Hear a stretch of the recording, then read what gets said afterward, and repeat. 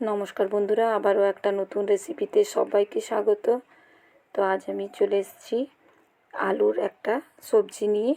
তো প্রতিদিন একঘেয়েমি রুটির সঙ্গে বা ভাতের সঙ্গে দেখবেন সবজি খেতে ভালো লাগে না, তখন নিরামিষ দিনে এরকম একটা আলুর সবজি তৈরি করে নিতে পারেন।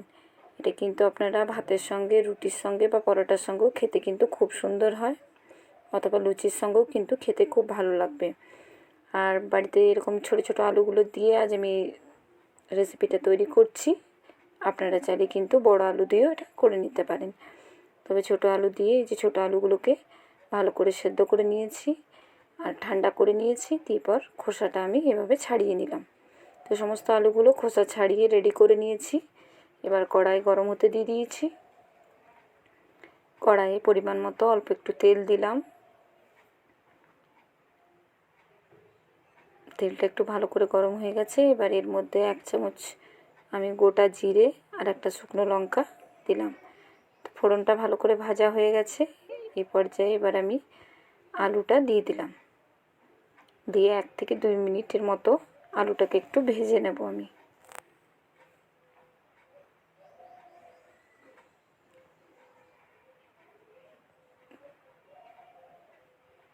তো 1 থেকে 2 মিনিট পর আমি এখানে অল্প একটু নুনও অ্যাড করে দিলাম। দিয়ে ভালো করে একটু ভেজে নেব আলুগুলোকে।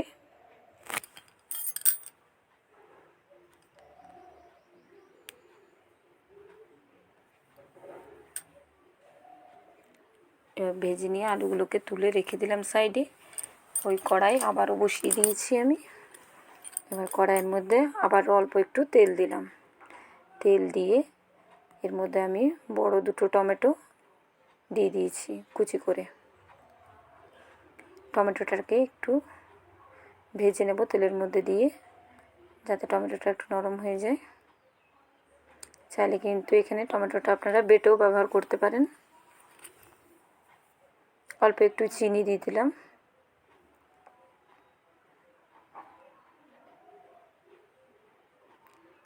দিয়ে নেড়ে চেড়ে নেব ভালো করে।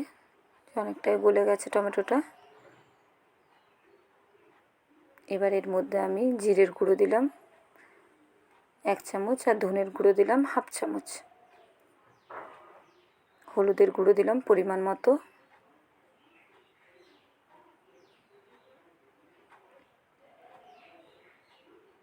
কাশ্মীরি লঙ্কার গুঁড়ো দিলাম 1 চামচ। দিয়ে সমস্ত জিনিসকে খুব ভালো করে মিশিয়ে নেব।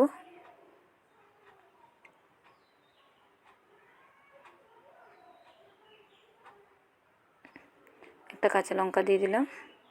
আর এখানে আমি 1/2 বাটি নারকেল নিয়েছিলাম। সেই নারকেলটাকে কিন্তু আমি মিক্সির মধ্যে দিয়ে, মানে কোড়ানো নারকেল, সেটাকে মিক্সির মধ্যে দিয়ে আমি একটু পেস্ট করে নিয়েছি। আর তার সঙ্গে অল্প একটু আদাও দিয়ে দিয়েছিলাম। তো নারকেল বাটাটা দিয়ে দিলাম আমি এখানে। দিয়ে এভাবে এটাকে একটু ভালো করে, মশলাটা যাতে গন্ধটা যায়, একটু ভালো করে কষিয়ে নেব। 1 থেকে 2 মিনিট এটাকে ভালো করে একটু ফুটিয়ে নিলাম। এই পর্যায়ে এবার ভেজে রাখা আলুটাকে দিয়ে দিলাম।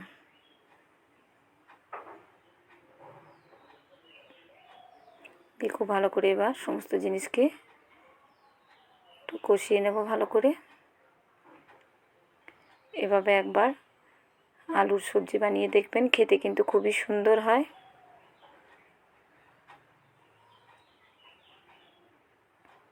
আর প্রতিদিনের মতো মনে করিয়ে দিয়ে ভালো লাগলে লাইক কমেন্ট করতে ভুলবেন না। অবশ্যই চ্যানেলটিকে সাবস্ক্রাইব করার অনুরোধ রইল সকলকে। যে সকল বন্ধু ফেসবুক থেকে দেখছেন অবশ্যই পেজটা ফলো করার অনুরোধ রইল।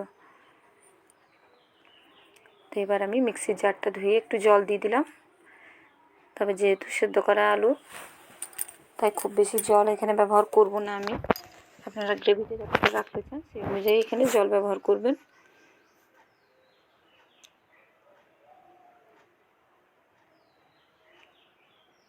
জলটা দিয়ে এবার ভালো করে একটু কিছুক্ষণ ফুটিয়ে নেব।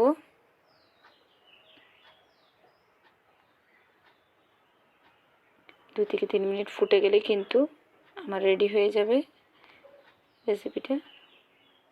আর অল্প একটু জল আমি এর মধ্যে অ্যাড করলাম। এবার প্রথমে আলুটা ভাজার সময় একটু নুন ব্যবহার করেছিলাম, এবার অল্প একটু নুন আবারও দিলাম, দিয়ে ভালো করে মিশিয়ে নিচ্ছি সমস্ত জিনিসকে।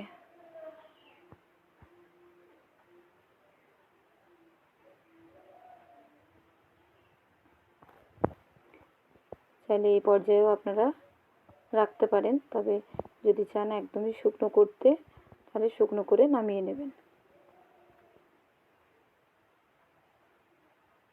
তো আবারও ঢাকা দিয়ে দিলাম কিছুক্ষণের জন্য। ঢাকা দিয়ে কিছুক্ষণ আবারও ভালো করে একটু ফুটিয়ে নিলাম।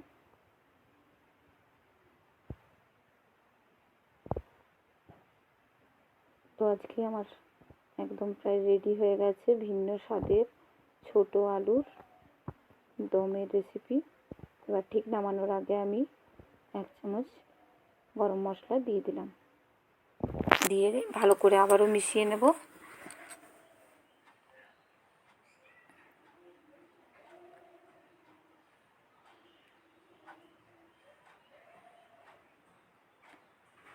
মিশিয়ে নিলাম। এখন আমার একদম রেডি হয়ে গেছে ছোট আলুর দম। দেখুন কতটা সুন্দর হয়েছে আর কতটা লোভনীয় হয়েছে। অবশ্য বাড়িতে একবার ট্রাই করে দেখবেন নারকেল দিয়ে এভাবে আলুর দমের রেসিপি। এটা কিন্তু লুচির সঙ্গে বেশি ভালো লাগবে খেতে। তো চাইলে আপনারা কিন্তু ভাত বা রুটির সঙ্গেও এটা সার্ভ করতে পারেন। তো বন্ধুরা, আজকের মতো এই পর্যন্ত। পরের আবারও একটা ভিডিওতে আপনাদের সঙ্গে দেখা হচ্ছে।